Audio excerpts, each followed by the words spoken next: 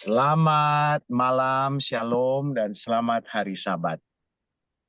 Terima kasih Selamat, selamat. kesempatan yang sudah diberikan lagi kepada saya. Saudara-saudara, yang menarik adalah terakhir kali saya berbicara dengan pendoa Eropa beberapa bulan lalu ya. Oke, tahun lalu. Ketika saya berbicara waktu eh ada funeral. So I miss the funeral. Hari ini juga ada funeral. Jadi saya ini berpakaian hitam karena saya menghadiri funeral dan saya hanya ada di mobil sekarang. Begitulah ya Saudara, kehidupan manusia. We never know when it is our time or when it is someone else's time. Jadi saya bersuka cita karena saat ini saya bisa bersama-sama dengan para pendoa Eropa. Kita boleh beribadah bersama-sama dan mempelajari firman Tuhan bersama-sama. Terima kasih karena selalu mendapat undangan untuk bergabung bersama-sama. Jadi saat ini saya telah memilih sebuah topik yang cukup cukup menarik, tapi kita mengenal sekali topik ini karena this is what we do in our everyday life. Dan sebelumnya mari saya undang kita berdoa sebelum kita mempelajari firman Tuhan. Bapa di surga, terpujilah namamu sebab Engkau adalah Allah kami. Engkau Maha Kudus, Engkau Maha Tahu, dan Engkau Maha Pengasih. Oleh karena itu kami memanggil Engkau Aba, Bapa, sebab Engkau Khalik Pencipta kami yang selalu menjadi Bapa kami di dalam surga. Saat ini Tuhan kami siap untuk mempelajari firman Tuhan. Kiranya Roh Kudus memenuhi hati dan pikiran kami semua. Kiranya Roh Kudus mau berbicara melalui hamba. Hamba orang berdosa, namun karena kasih karunia Tuhan, hamba percaya Tuhan dapat memampukan hamba. Tuhan dapat memampukan kami untuk belajar bersama-sama kebenaran firman Tuhan. Ini yang kami minta Tuhan. Jawablah doa kami ini dalam nama Yesus. Amin. Kalau kita membuka uh, Amsal 4 ayat 23, maka kita mendapat sebuah ayat yang tidak asing bagi kita. Sebab banyak di antara kita sudah sering mendengarnya ya. Jagalah hatimu dengan segala kewaspadaan. Karena dari situlah terpancar kehidupan. Guard your heart. Saudara-saudara, apa kira-kira yang Anda miliki yang butuh dijaga, yang perlu dijaga? Kalau seandainya ada cangkul yang tua, yang saudara-saudara sering pakai, tapi karena terlalu sering pakai dan karena sudah tua, ya saudara hanya tinggalkan itu di tempat di depan rumah, di tempat parkir mungkin situ ya. Kira-kira cangkul yang sudah tua dan berkarat itu akan dicuri orang? Pasti orang lewat dia bilang, ah cangkul tua kok, ngapain? Iya kan? Tapi waktu saudara keluar dan lihat cangkulnya sudah tidak ada, oh saudara bersuka cita. Untung orang sudah ambil, kita tidak perlu buang, orang udah ambil. That's what we do when something is not as useful. Sudah tidak berharga lagi. Tetapi banyak kali kalau kita mau menjaga sesuatu yang berharga, kita menjaga itu dengan baik. Iya kan? Saya tertarik melihat konsep The American Dream. Hampir semua orang non-Amerika yang datang ke Amerika, mereka mempunyai satu impian, the American Dream. Apa American Dream itu? Bahwa tidak ada diskriminasi, semua orang bisa mendapat penghidupan yang layak, ya sama dengan Pancasila kan? Keadilan sosial bagi seluruh bangsa Indonesia. Well, American Dream adalah semua boleh bekerja sekuat tenaga untuk menggapai cita-cita. Dan ketika di Amerika sudah mencapai American Dream itu, sudah ada rumah yang layak, sudah ada kendaraan yang baik, sudah ada pekerjaan yang mapan, kita harus menjaga. Saudara-saudara, di Amerika, saya dulu waktu di Filipina, saya membayar asuransi mobil saya 1 tahun $100. Ya, di Amerika saya punya asuransi mobil 1 bulan $225. Saya tidak tahu di Belanda berapa asuransi mobil. But di Amerika bukan hanya untuk menjaga, tapi itu adalah aturan. But the main thing is here. Jikalau ada sesuatu yang berguna, kita akan menjaga. Kita taruh asuransi. Kalau ada barang bagus, kita simpan dengan baik. Kalau ada mobil bagus, kita rawat dengan baik. So we do take care of it, right? Ada seorang pendeta, dia dan istrinya pindah ke New York, ya. Dia pindah ke New York dan dia langsung dengan istrinya cari rumah di Brooklyn. Nah, Brooklyn ini adalah wilayah yang terkenal. Tingkat kejahatan cukup tinggi. Jadi waktu mereka cari-cari apartemen mau pindah, ya yang pemilik apartemen bilang, oh, you're going to love this house.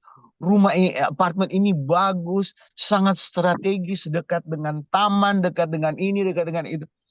Jadi yang menarik sekali adalah pemilik apartemen bilang, ambil saja apartemen ini. This is very safe. This place is very safe. Sangat aman, tentram. Jadi mereka tanda tangan, pendeta dan istrinya akhirnya, oke, sekarang mari kita jalan-jalan mau lihat sekeliling. Ketika mereka jalan-jalan melihat sekeliling, ini pendeta bilang, wow, lihat istriku, itu mobil Cadillac yang sangat mahal. Tapi dia punya ban itu terdiri dari balok konkrit. Ternyata sepertinya tadi malam orang mengangkat mobil itu dan mencuri semua semua ban mobilnya. Jadi cepat-cepat mereka kembali ke apartemen dan mereka mau batalkan. Dan mereka bilang sama pemilik apartemen, oh, kamu bilang this is a very safe place, aman. Dan pemilik bilang, oh iya, ini apartemen paling aman. Sebab selama orang tinggal di apartemen ini baru 1 kali dimasuk pencuri. So I don't know how we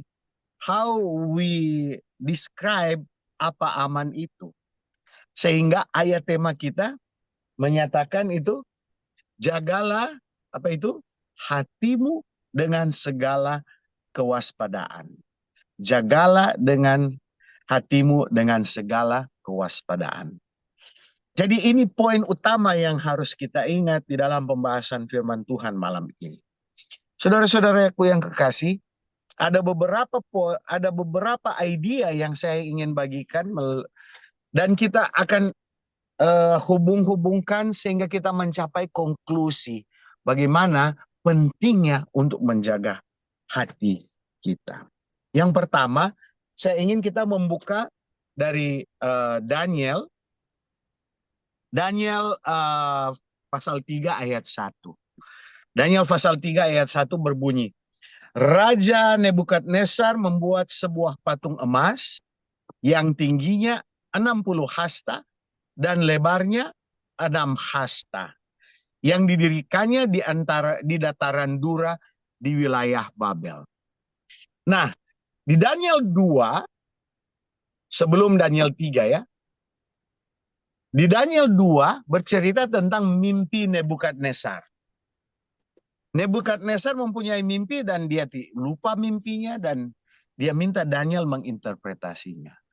Sesudah Daniel menginterpretasi mimpinya ini, dia berpindah ke Daniel 3 dan di Daniel 3 Raja Nebukadnezar membangun sebuah patung yang tinggi 60 hasta, lebar 6 hasta. Ini sekitar 90 feet, 90 kaki, dan lebar 6 kaki. Dalam meter, ini sekitar 30 meter, dan lebar 3 meter. Tapi yang menarik di sini adalah patung yang didirikannya ini agak susah untuk membayangkan kalau patung yang didirikan oleh Nebukadnezar ini sebagaikan patung yang dia lihat di dalam mimpinya.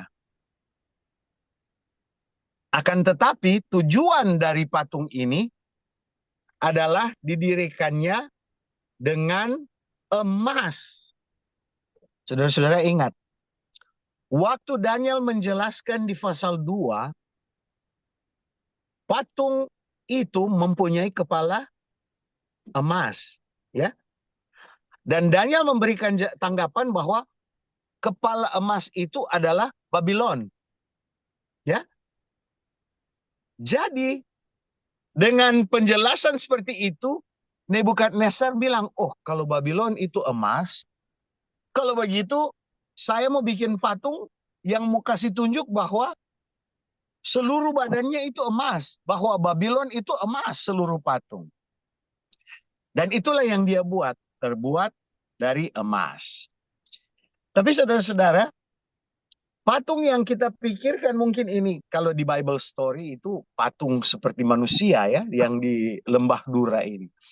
Tapi sebenarnya patung yang didirikan itu adalah patung yang seperti ada di Perancis. Saudara-saudara pernah lihat itu obelisk? Obelisk yang ada di Paris, di luar Paris ya. Obelisk ini adalah patung yang tinggi yang berbentuk kerucut, seperti kerucut ya. Lebar di bawah dan dia mengecil ke atas. Dan patung obelisk itu mungkin kita boleh bayangkan seperti Monas di Indonesia. Dia tinggi kerucut, dia naik ke atas. Tapi patung obelisk ini kira-kira yang menjadi patung yang dibangun oleh Nebukadnezar. Sesudah itu di ayat 2, Nebukadnezar menyuruh orang mengumpulkan para wakil raja, para penguasa, para bupati, para penasihat negara, para bendahara, para hakim, para ahli hukum, dan semua kepala daerah untuk menghadiri pentabisan patung yang telah didirikannya itu. Saudara-saudara, kalau melihat daftar yang ditulis di ayat 2 ini cukup lengkap ya. Dipanggil semua. Semua jajaran pemerintahan dipanggil, kepala daerah, ahli hukum, hakim. That means this is a very important event. Ya. Ini adalah suatu event yang begitu penting sehingga semua harus diajak. Dan di ayat 6 kita lihat bagaimana Raja Nebukadnezar memerintahkan mereka untuk menyembah patung itu. Siapa yang tidak sujud menyembah akan dicampakkan seketika itu juga ke dalam perapian yang menyala-nyala. Cara mereka menyembah di ayat 5. Demi kamu mendengar bunyi sangkakala, seruling kecapi rebah gambus, dan maka haruslah kamu sujud menyembah. Jadi sistem penyembahan yang diterapkan oleh Raja Nebukadnezar adalah mereka harus dengar instruksi. Sistem penyembahan mereka itu mekanikal. Mereka dengar instruksi, mereka harus sujud menyembah. Dan saudara-saudara, ini peristiwa yang terjadi di lembah Dura. Lembah yang besar. Bayangkan ya, kalau cara beribadah kita, gereja-gereja Advent seperti ini, wah enak sekali pendetanya ya. Pendeta bilang, oke, semua berdiri. Buka lagu Sion sekian. Sekarang semua menyanyi. Iya. Semua harus ikut kan seperti raja. Dan pendeta bilang, sekarang kita harus ganti AC. Kita perlu 50.000 euro. Siapa yang tidak memberi akan dihukum. Oh, pasti semua akan memberi. Inilah mekanisme penyembahan patung emas di Lembah Dura. Jadi poin saya ini saya ingin tekankan kepada bapak-bapak, ibu-ibu yang kekasih. Patung Nebukadnezar itu bisa terlihat dengan jelas kan? Patung besar, 30 kaki, tinggi. Yang kedua, patung itu visible. Yang kedua, patung itu besar. Dan yang ketiga, ini adalah ibadah umum, public worship. Public worship. Dan dia bilang di sini, kamu harus menyembah kalau dengar. Oke, itu poin pertama tentang patung Nebukadnezar. Sekarang kita maju ke patung berikutnya di dalam Alkitab. Patung yang dibuat oleh Manase. Saudara-saudaraku yang kekasih, di dalam 2 Raja-Raja 21 ayat 5, ini menarik ini. Raja Manase mendirikan mezbah-mezbah di rumah Tuhan. Walaupun sehubungan dengan rumah itu, Tuhan telah berfirman, di Yerusalem, aku akan menaruh namaku. Jadi, di rumah Tuhan itu, sesuai dengan firman Tuhan kepada bangsa Israel dulu, dia bilang, bangunlah rumah Tuhan, tabernakel, dan aku akan diam di situ. Jadi sebenarnya rumah Tuhan itu, rumahnya siapa sebenarnya? Tuhan kan? I will dwell in it. Tapi apa yang terjadi dengan Manase? Dia membangun mezbah di rumah Tuhan. Mezbah ayat 5, bagi segenap tentara langit di kedua pelataran rumah Tuhan. Wow. Jadi raja bangsa Israel ini mencampur adukkan mezbah untuk dewa-dewanya dengan tempat kediaman Tuhan. Ayat 6 dan 7 menjelaskan itu. Jadi Manase juga menaruh patung Asyerah yang telah dibuatnya dalam rumah. Walaupun sehubungan dengan rumah itu, Tuhan telah berfirman kepada Daud dan kepada Salomo, dalam rumah ini dan di Yerusalem yang telah kupilih, aku akan menaruh namaku untuk selama-lamanya.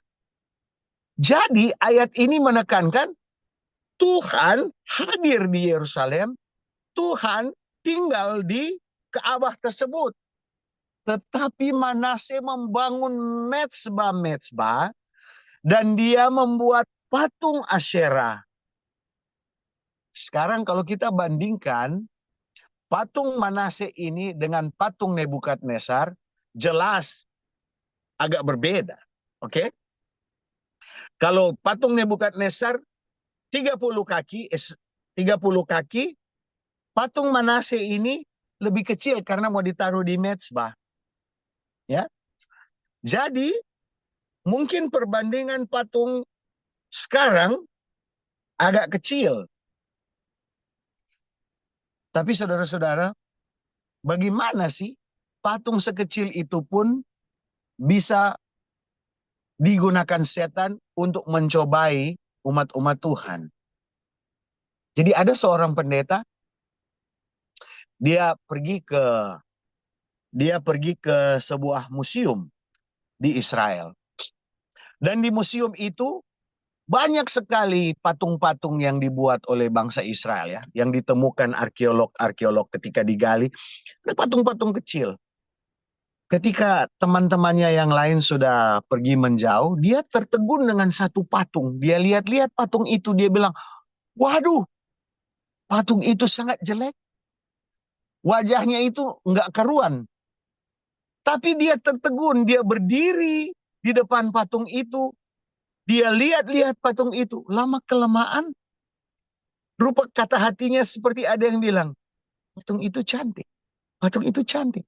Dan dia bilang, lama-kelamaan saya lihat-lihat patung itu, saya bilang, bagus itu patung. Bagus itu patung.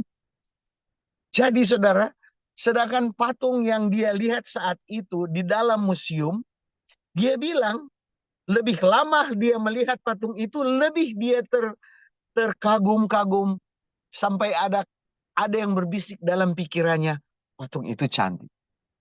Jadi dengan cara Manasye menempatkan patung Asyera, walaupun begitu jeleknya patung itu, orang yang datang setiap hari melihat patung itu, setan berbicara di hati mereka dan mengatakan, patung itu cantik.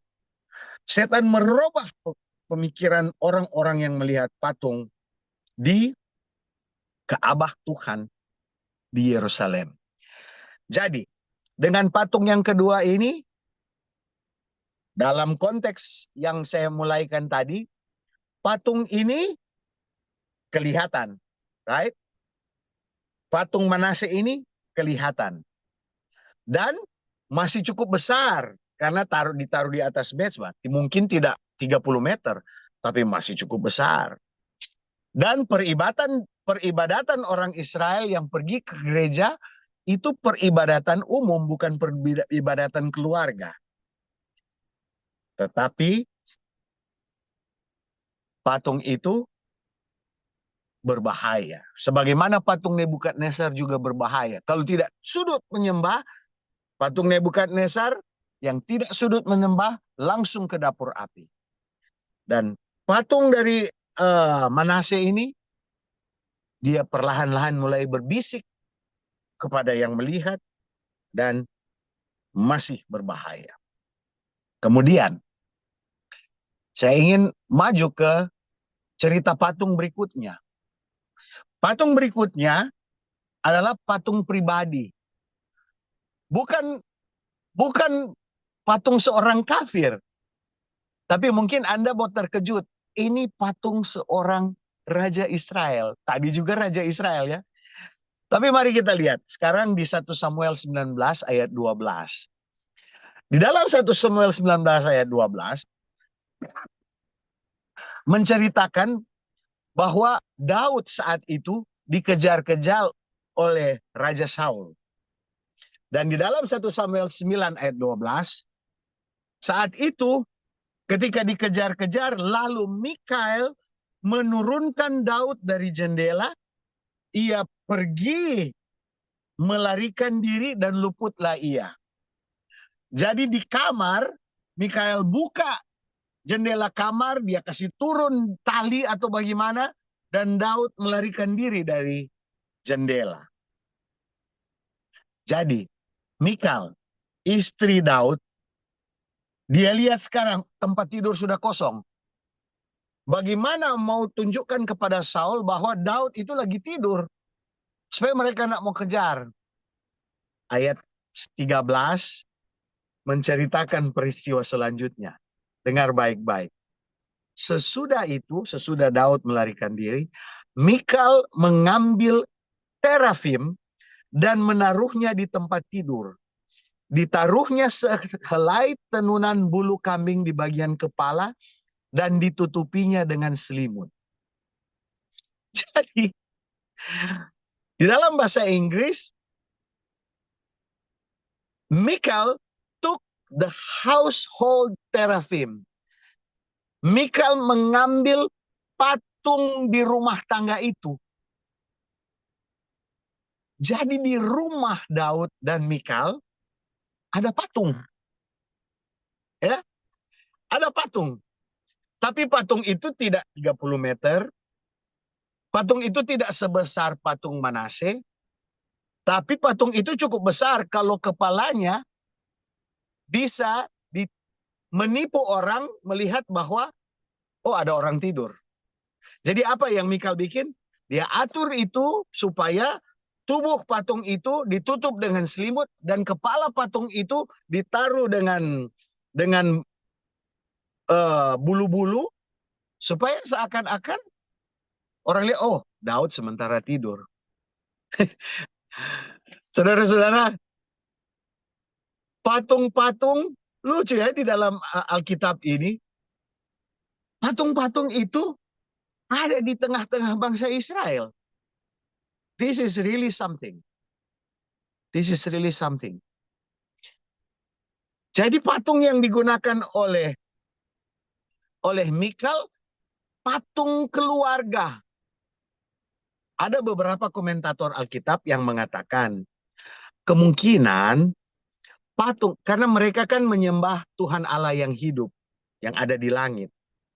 Tapi tetangga-tetangga mereka, bangsa-bangsa lain, mereka menyembah patung. So they have something to talk to.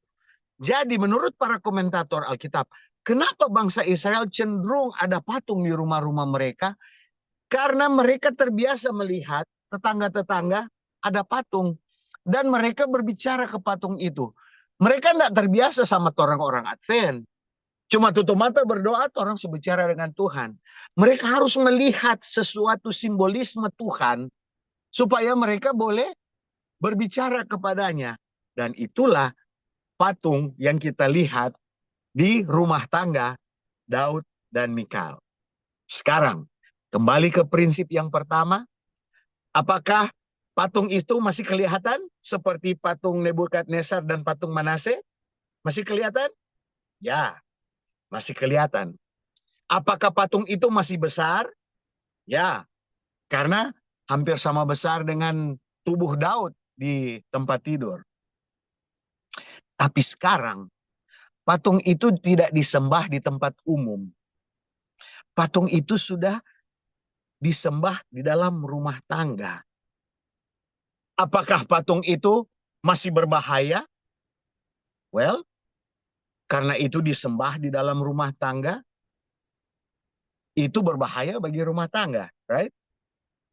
Oke. Sekarang kita muncul ke patung yang berikutnya, yaitu patung dari Rahel. Kita buka Kejadian 31 ayat 33. Kejadian 31 ayat 33 berbunyi seperti ini. Lalu masuklah Laban ke dalam kemah Yakub dan ke dalam kemah Lea dan ke dalam kemah kedua budak perempuan itu. Tetapi terafim itu tidak ditemuinya. Setelah keluar dari kemah Lea, ia masuk ke dalam kemah Rahel. Apa yang terjadi saat ini? Laban masuk ke dalam rumah-rumah kedua anaknya, kedua budaknya. Dia mau cari orang punya patung keluarga. Oke? Dia cari patung keluarga terafim sama dengan patung dari Mikal dan Daud. Tidak ditemukan. Mereka tidak menemukannya. What had happened to this idol? Apa yang telah terjadi? Mari kita lihat ayat berikutnya. Tetapi Rahel telah mengambil terafim itu dan memasukkannya ke dalam pelana untanya dan duduk di atasnya. Jadi ketika ayahnya sementara mencari itu patung, Rahel sudah simpan di kantung di samping unta yang dia akan tunggangi. Mereka itu menyembah ilah Baal. Patung terafim mereka itu melambangkan dewa Baal. Baal adalah dewa storm god. Apa itu storm god? Dewa angin puting beliung ya. Well, mereka percaya kalau mereka banyak berdoa kepada Baal, Baal akan kirim hujan, Baal akan kirim angin, dan akhirnya Baal akan memberikan hasil panen yang baik. Jadi, kalau Baal dewa angin angin dan hujan dan lain-lain, kenapa sekarang di dalam cerita ini kita lihat Baal itu sudah kecil? Think about it. Kalau mau kasih masuk di kantong di samping onta, berarti itu patung portable kan? Iya dah. Nggak mungkin dia patung besar, mau taruh di pinggir onta, pasti dia patung yang portable, terafim. Jadi, sekarang kita kembali ke konsep saya yang pertama. Apakah patung dari Rahel masih kelihatan? Masih toh. Buktinya Laban ada cari-cari. Patungnya masih kelihatan. Bagaimana besarnya patung itu? Oh, sudah tidak sebesar patung Nebukadnezar, sudah tidak sebesar terafimnya Mikal dan Daud. Sekarang dia sudah kecil. It's a small one, portable. Udah bisa diisi di kantong. Sekarang, apakah patung itu di worship secara umum? Tidak. Ini kembali patung keluarga. Disimpan di bawah bantal supaya menjadi protektor. Apakah patung ini masih berbahaya? What do you think? Berbahaya patung ini atau enggak? Patung ini masih tetap berbahaya. Sekarang, ini sudah mau selesai. Patung yang terakhir yang kita lihat di dalam cerita-cerita Alkitab adalah patung yang dijelaskan di dalam Kejadian 35, Kejadian 35 ayat 4. Apa ini patung? Kejadian 35 ayat 4. Mereka, ini tentang Yakub di Betel untuk kedua kalinya. Mereka menyerahkan kepada Yakub segala dewa asing yang dipunyai mereka dan anting-anting yang ada pada telinga mereka. Lalu Yakub menanamnya di bawah pohon besar dekat Sikem. Pada saat ini Yakub meminta semua untuk bertobat, untuk membuang dewa-dewa mereka. Dan mereka menyerahkan kepada Yakub dewa-dewa mereka, bahkan dewa-dewa dalam bentuk apa? Anting-anting. Saudara lihat progression dari dewa-dewa di Alkitab. Dari patung yang besar, patung yang di atas mezbah, patung yang ada di dalam rumah tangga, patung yang ada di bawah tempat tidur, di bawah bantal. Sekarang patung yang paling kecil, patung dewa yang ada di anting-anting mereka.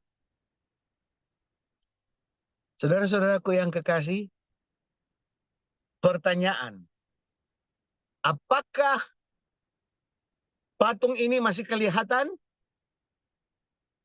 Masih kelihatan toh? Anting-antingnya masih kelihatan. Bagaimana besarnya patung ini? Dari semua patung, ini merupakan patung yang paling kecil. Apakah patung ini untuk umum? Tidak. Sekarang patung ini yang paling private. Karena dia bukan ada di dalam ruang tamu, dia bukan ada di tempat tidur, dia bukan ada di bawah bantal, dia bukan di... Sekarang patung ini ada di tubuh seorang wanita. Anting-anting. Apakah patung ini masih berbahaya? Masih berbahaya. Oleh sebab itu, Yakub menguburkannya. Yakub menguburkannya. Oke.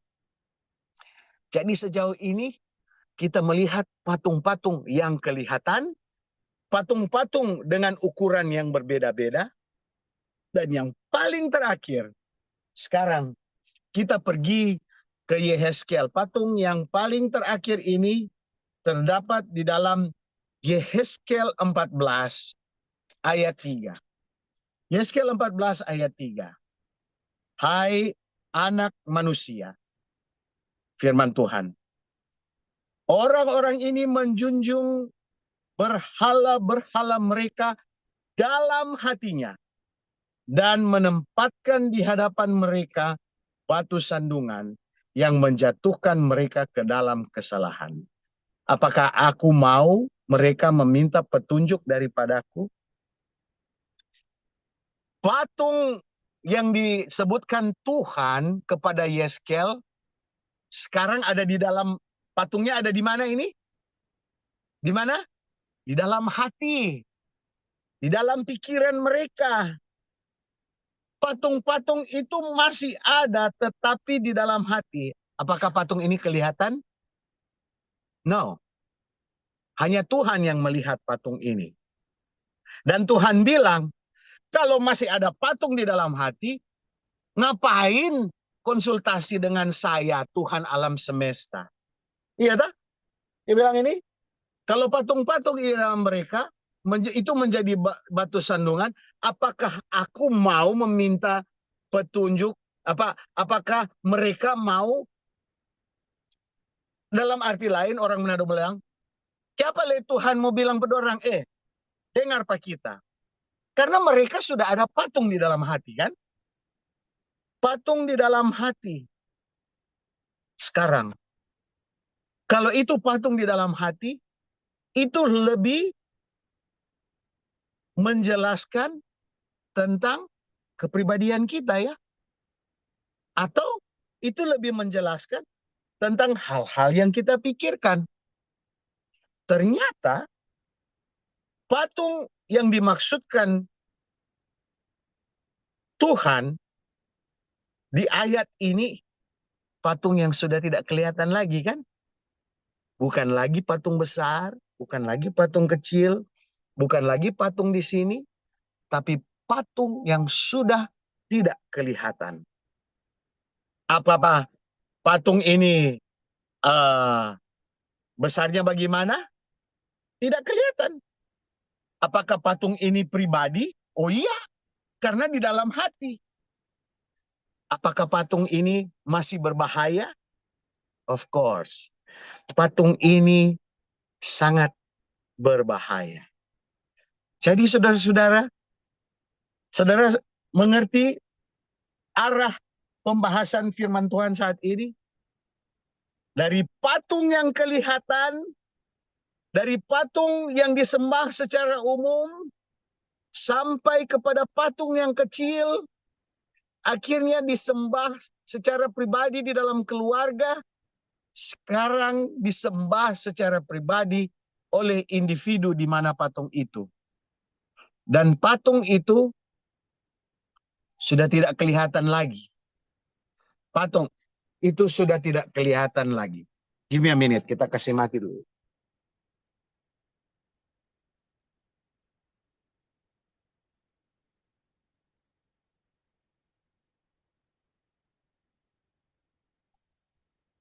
Patung itu saudara-saudara sudah tidak kelihatan lagi. Apakah masih berbahaya? Masih sangat berbahaya. Karena masih bisa merusak kehidupan kita. Saudara-saudara, kalau kita kembali sekarang ke Kejadian 1 ayat 1. Pada mulanya Allah menciptakan langit dan bumi. Apakah Allah lebih besar dari jagat raya ini? Ya. God is bigger than everything. Allah kita, saudara-saudara, lebih besar dari patung Nebukadnezar. Allah kita sangat kelihatan. Allah kita, Tuhan kita, tidak ada akhirnya. Allah kita bisa dilihat oleh semua orang. Dan Allah kita memberi kehidupan. Kita kembali lagi ke perjanjian baru, Yohanes 1 ayat 1, kita melihat bentuk Allah kita. Pada mulanya adalah firman, dan firman itu bersama-sama dengan Allah, dan firman itu adalah Allah. Jadi, we serve a visible God. We serve a God who is seen by everyone. Sebab di dalam Yohanes 1 ayat 1, dari pertama firman itu sudah ada. Sekarang kita lanjut kepada apa yang Rasul Paulus bilang. Dalam 1 Korintus 6 ayat 19, bahwa tubuh kita adalah Ka'bah Roh Kudus. Roh Kudus. Sekarang Roh Kudus itu tidak kelihatan. Roh Kudus tidak ada ukurannya. Roh Kudus itu ada di dalam pribadi, dan Roh Kudus memberi kehidupan. Yang menjadi masalah bagi kita adalah banyak kali kita mempunyai patung yang kita gunakan dalam bentuk HP. Banyak kali patung yang kita gunakan ini, kita bilang, cuman mau baca berita kok. Habis minum tea atau minum makanan panas, cuma mau lihat ini berita di Facebook. Oh, cuma mau lihat itu saudara di Indonesia lagi bikin apa. Oh, nggak sadar sudah jam 5 sore. Ya, apakah ini bisa menjadi batu sandungan juga bagi kita? Ya, banyak kali di dalam kehidupan kita lupa menjaga hati kita. Sehingga hal-hal yang tadinya sebenarnya bisa berguna bagi kita sudah menjadikan itu patung. Jadi saat ini saudara-saudaraku yang kekasih, Bapak Ibu yang terhormat, mari kita renungkan firman Tuhan ini. Bahwa memang kita tidak menyembah patung yang kelihatan. Memang saya mau bilang juga ini patung, I don't think kita boleh bilang itu patung. Tetapi bagaimana kita memperlakukan barang-barang kita, bagaimana kita mau menjaga barang-barang kita, kadang-kadang perhatian kita sudah terlampau luas menjaga barang-barang kita, sementara kita tidak menjaga hati kita. Oleh sebab itu Amsal mengatakan, jagalah hatimu. Marilah saudara-saudara kita selalu meminta kepada Tuhan Roh Kudus, supaya Roh Kudus akan membantu kita menjaga hati kita, supaya kita tidak terpengaruhi oleh doktrin-doktrin sesat yang ramai sekarang dibicarakan, supaya kita tidak terpengaruhi oleh kemauan-kemauan yang bisa merusak kehidupan kerohanian kita, supaya kita dijaga hati kita selalu dekat dengan Tuhan, kita selalu mengambil waktu untuk berdoa, kita selalu mengambil waktu untuk membaca firman Tuhan, dan kita juga mengambil waktu untuk mempraktekkan firman Tuhan itu. Dan kiranya pelajaran firman Tuhan malam hari ini boleh menjadi suatu renungan untuk kita pikirkan dan kita jawab dalam hati kita masing-masing. Bagaimana kita boleh mempraktekkan ini supaya kita menjaga hati kita jauh dari pengaruh si jahat. Kiranya Tuhan memberkati kita semua. Ini doa dan harapan saya bawa dalam nama Yesus. Amin. Amin. Terima kasih banyak Bapak Pendeta untuk firman Tuhan yang dibawakan pada malam hari ini. Karena kita belum punya PowerPoint, kita langsung doa tutup aja. Doa tutup akan dipimpin oleh Bapak Pendeta sekalian doa Bapak kami.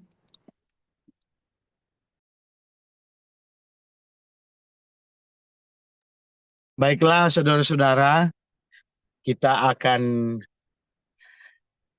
berdoa bersama-sama dan saya ajak kita untuk tunduk kepala dan kita berdoa.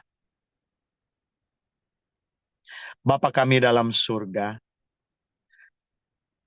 kami datang pada malam hari ini untuk mengakui semua dosa dan kesalahan kami. Kami banyak kekurangan